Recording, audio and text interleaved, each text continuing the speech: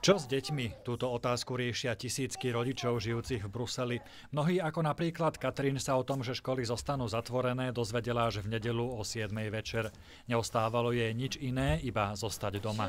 Since then I'm trying to work from home with the kids, which is of course not that easy, and I'm using time I have to actually take some time off as well to be with them.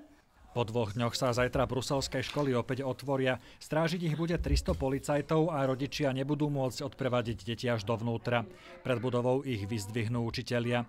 Ministerka školstva tiež navrhla, aby sa v rámci prevencie v školách vybudovali bunkre, čo však niektorí politici i rodičia považujú za prehnanú reakciu. I'm more worried of how we let fear dictate our lives.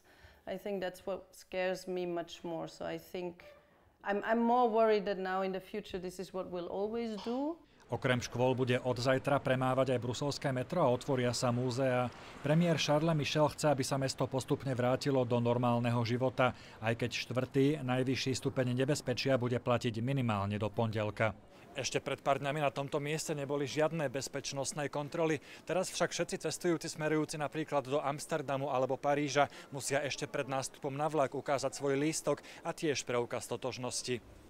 Bruselská polícia momentálne rieši aj vyhrážky, ktoré dostala mešita vo štvrtí Molenbeek. Jej správca našiel list podpísaný skratkou Kresťanský štát, ktorého autori hrozia moslimom odplatou za všetkých kresťanov, ktorí sa stali obeťami rôznych atentátov.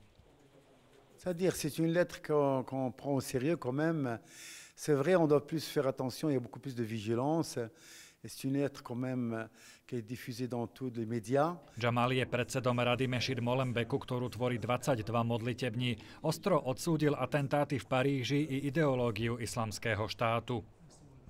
Non, c'est pas beaucoup. C'est-à-dire aujourd'hui que dans les quartiers où il y a un peu de pauvreté, de misère, dans ces quartiers-là, il y a beaucoup de jeunes qui ne travaillent pas, beaucoup de jeunes qui n'ont pas une grande qualification. Podľa polície je posledný z účastníkov parížskych útokov Salah Abdeslam stále na úteku.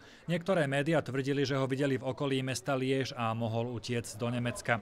Prokurátor však túto informáciu označil za nepravdivú a stále považuje za reálne, že Abdeslam sa môže skrývať v belgickej metropole. Z Bruselu Štefan Hudec, RTVS.